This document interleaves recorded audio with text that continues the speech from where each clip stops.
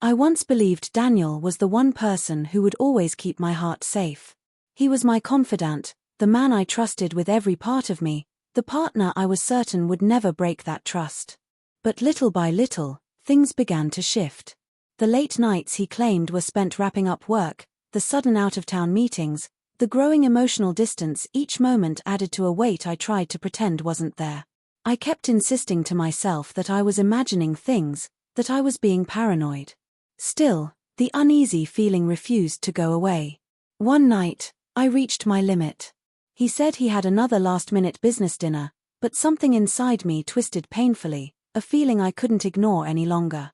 I grabbed my keys, got into my car, and followed him not because I wanted to expose him, but because I desperately wanted to be wrong. I wanted to see that my suspicions were nothing more than anxious thoughts. He drove across town into a part of Eastbrook I'd never been to. When he turned into a hotel parking lot, my heart stopped cold. I stayed a few cars behind, holding the steering wheel so tightly my hands hurt.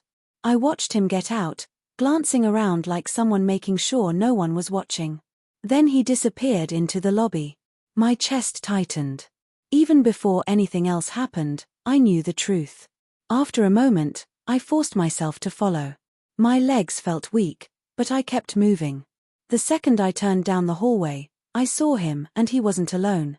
A woman I didn't recognize was walking beside him, leaning in close, both of them smiling in a way that made it obvious they shared something intimate. Too easy. Too natural. My stomach dropped, and the hallway spun around me. I trailed behind them silently, each step heavier than the one before.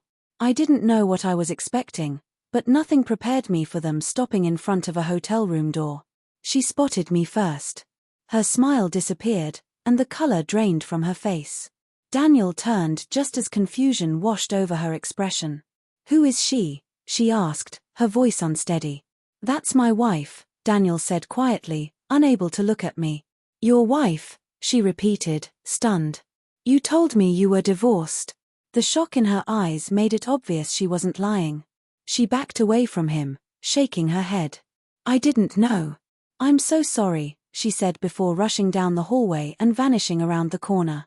But I barely even noticed her leaving. My pain drowned everything else out.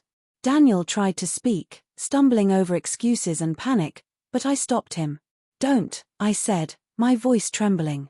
"Just don't." He reached toward me, but I stepped away. I could hardly bring myself to look at him. The betrayal felt like a punch to the chest, like something inside me was ripping apart. "It didn't mean anything," he said at last, as if that could possibly soften the blow. "It was a stupid mistake." Hearing that shattered me more deeply than the betrayal itself. "Not serious," I yelled, feeling tears sting my eyes. "You were about to sleep with another woman, and you're acting like it's nothing?" He tried to explain, to say he was confused, to apologize over and over. But his words blurred together. All I could see was the broken trust lying between us like glass. "I'm done," I whispered, my voice trembling. "I can't stay with someone who treats our marriage like it's optional." I walked out of that hotel without turning around, no matter how many times he called after me. The days that followed were filled with non-stop calls, long texts, tear-filled apologies. He showed up at my job, at my sister's home, any place he thought I might be. He swore he'd change, begged for another chance, promised he'd fix everything. But every time my mind went back to that hallway and those words, it didn't mean anything. I felt the door inside me slam shut. I filed for divorce. Months passed, and still he kept trying. He wanted to undo the past, rewrite what happened, pretend the damage wasn't permanent. But the man I once loved had vanished, replaced by someone who broke our life apart and then tried to excuse it like it was nothing. And no matter how desperate his apologies became, nothing could revive the trust that died the moment he dismissed the wound he caused. There's no returning to what we had. Not for me. Not ever.